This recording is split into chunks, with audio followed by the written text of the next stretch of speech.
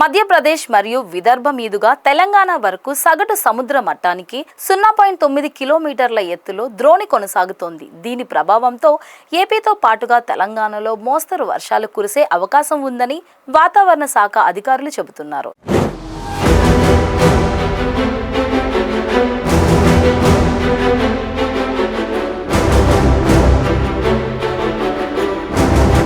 ఈ నేపథ్యంలో ఉత్తరాంధ్రలో చిరుజల్లులు పడుతున్నాయి. దీంతో ఏపీలో పలుచోట్ల ఉరుములతో కూడిన మెరుపులు, బలమైన ఈదురుగాలులు గంటకు 40 నుండి 50 కిలోమీటర్ల గరిష్టముగా 60 కిలోమీటర్ల వేగంతో వీచే అవకాశం ఉందని వాతావరణ శాఖ అధికారులు అంచనా వేస్తున్నారు. ప్రస్తుత వాతావరణ పరిస్థితి తాజా అప్డేట్స్ పై మా వీబీసీ ఆన్ టీవీ ప్రతినిధి దుర్గా ప్రసాద్ మరింత సమాచారం అందిస్తారు.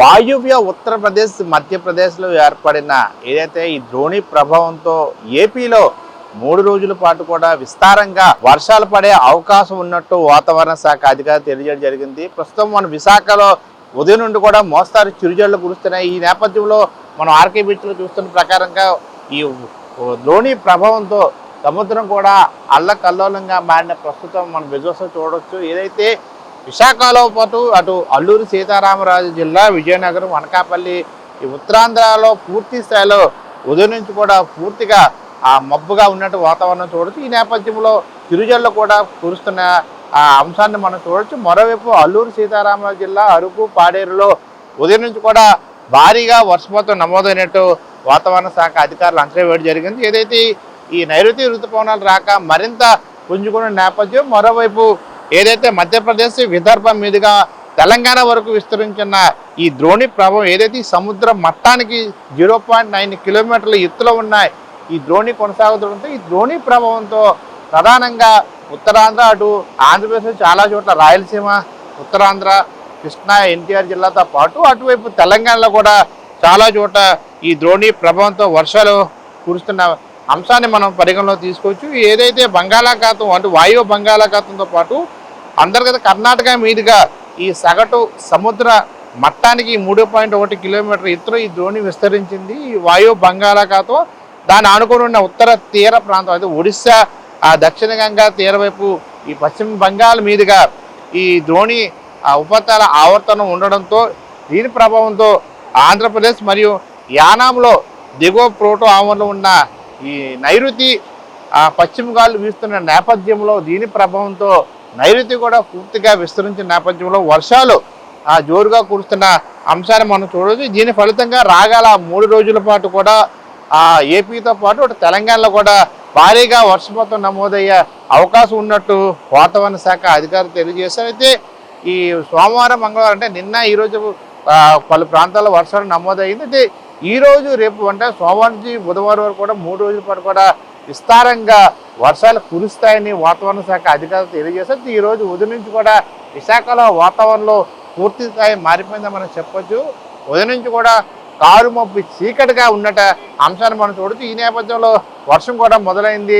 ఇటు విశాఖతో పాటు అల్లూరు సీతారామ జిల్లా, మన్యం ప్రాంతం అంతా కూడా ఉదయం నుంచి కూడా జోరుగా వర్షాలు కురుస్తున్న అంశాలు చూడవచ్చు. ఈ నేపథ్యంలో బలమైన ఈదురుగాలు అంటే 40 నుంచి 50 కిలోమీటర్ల వేగంతో కూడా గరిష్టంగా 60 కిలోమీటర్ల వేగంతో కూడా వీచే అవకాశం ఉందని చెప్పి కూడా వాతావరణ శాఖ అధికారులు తెలియజేశారు. అయితే తేలికపాటి నుండి మోస్తారు వర్షాలు, అటు ఉరుములతో కూడిన జల్లులు లేదా 2 చోట్ల భారీ వర్షాలు ఉత్తరాంధ్రలో నమోదయ్యే అవకాశం ఉన్నట్టు వాతావరణ శాఖ అధికారులు తెలియజేశారు. అదేవిధంగా బుధవారం అంటే రేపు తేలికపాటి నుంచి మోస్తారు వర్షాలు కురిసే అవకాశం ఉన్నట్టు కూడా వాతావరణ శాఖ అధికారులు తెలియజేశారు. ప్రధానంగా దక్షిణ కోస్తా ఆంధ్రలో మనం చూస్తే తేలికపాటి నుంచి మోస్తారు వర్షాలు లేదా ఉరుములతో కూడిన జల్లులు పడే అవకాశం ఉన్నట్టు కూడా వాతావరణ శాఖ అధికారులు తెలియజేశారు. మరోవైపు కొన్ని చోట్ల వేడి, తేమ, అసౌకర్యమైన వాతావరణం కూడా ఏర్పడే అవకాశం ఉంది. ఈ నేపథ్యంలో ప్రజలంతా కూడా అప్రమత్తంగా ఉండాలని చెప్పి కూడా వాతావరణ శాఖ అధికారులు తెలియజేశారు. మరోవైపు విశాఖలో భారీ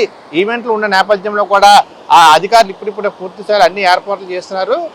ఏదైతే లోతట్టు ప్రాంతాలు, ప్రధానంగా ఆర్కే బీచ్ లోతట్టు ప్రాంతాలు ఉన్న అటు ఏబిఎన్ కాలేజు, పూర్ణ మార్కెట్ పరిసర ప్రాంతాలు, మరోవైపు రైల్వే స్టేషన్ ఉన్న లోతట్టు ప్రాంతాలవి కూడా పూర్తిగా ఈ వర్షాల ప్రభావంతో ఆ డ్రైనేజ్ అంతా నిండిపోయి రోడ్డుపైకి వచ్చే అవకాశం ఉన్న నేపథ్యంలో అధికారులు, జీవీఎంసీ అధికారులు కూడా అలర్ట్ చేశారు. మరోవైపు పారిశుద్ధ కార్మికులు కూడా పూర్తి స్థాయిలో పనిచేస్తారు. ఎక్కడెక్కడ వర్షం నీరు నిలిచిపోకుండా పూర్తి స్థాయిలో ఇమ్మీడియట్గా దాని రియాక్షన్ ఉండే విధంగా ఇమ్మీడియట్గా క్లీన్ చేసే విధంగా కూడా మరోవైపు అధికారులు ఆ డ్రైన్ సంబంధించి కానీ గడ్డలకు సంబంధించి కానీ పూర్తి స్థాయిలో క్లీన్ చేస్తున్న అంశాన్ని కూడా చూడొచ్చు. ఇది రాగల 3 రోజుల పాటు ఏపీతో పాటు తెలంగాణలో కూడా భారీగా వర్షపాతం నమోదయ్యే అవకాశం ఉన్న నేపథ్యంలో ప్రజలు అవసరమైతే బయటికి రావాలి, లేని చోట లేని టైంలో సేఫ్టీ ఉండే ప్రాంతంలో ఉండాలని చెప్పేసి కూడా చెప్పడం జరిగింది. మరోవైపు రైతులకు కూడా, ఎందుకంటే గొర్రెపోతులు మేకలు కాసే కాపర్లు వారు రోడ్డు పైన ఉంటారు కాబట్టి అటువంటి ప్రాంతంలో ఉరుములతో కూడిన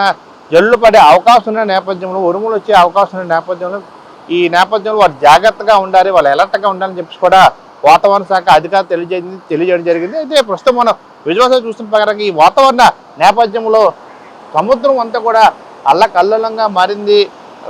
పూర్తి స్థాయిలో పూర్తిగా ఆ మబ్బు పూర్తిగా కారు మబ్బుగా ఉన్నట్టు చూడగా మనం పూర్తిగా చీకటిగా ఉన్నట్టు వాతావరణం కూడా మనం చూడొచ్చు. అయితే మరోవైపు కూడా ఈ నేపథ్యంలో ప్రజలంతా కూడా అప్రమత్తంగా ఉండాల్సిన అంశాన్ని కూడా వాతావరణ శాఖ అధికారులు తెలియజేశారు జరిగింది. ఎవరి పర్సన్ ప్రేమ్తో Durgaprasad, BBC on TV, Visakha నుండి.